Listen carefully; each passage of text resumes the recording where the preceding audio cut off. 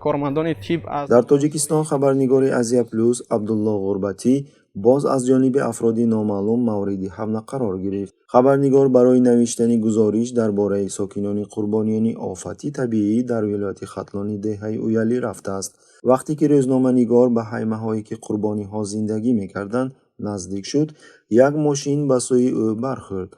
چند نفر جوانان از ماشین برآمده فوراً به او حمله کردند و او را در تحریک متهم کردند، میگوید خبرنگار.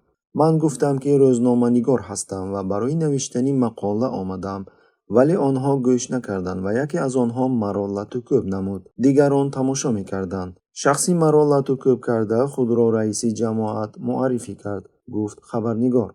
در نوبت خود خدمات مطبوعاتی وزارت کارهای داخلی توصیه دادند که روزنامه‌نگار به مقامات حفظ حقوق با عریضه مراجعت کند. یادرس میکنیم که این الحال دومین مراتب است که به عبدالله غربتی حمله کرده می شود. شام 11 می عبدالله غربتی را مردان نقابدار در نزد منزلش لطوکوب کردند. 15 می وزارت کارهای داخلی تاجیکستان طبق ماده 237 قسم 2 بند ب کودکس جنایی جمهوری تاجیکستان میده الباشی پرونده جنایی آغاز کرد، ولی شخصانی به جنایت مذکور دست زده یافت نگردید.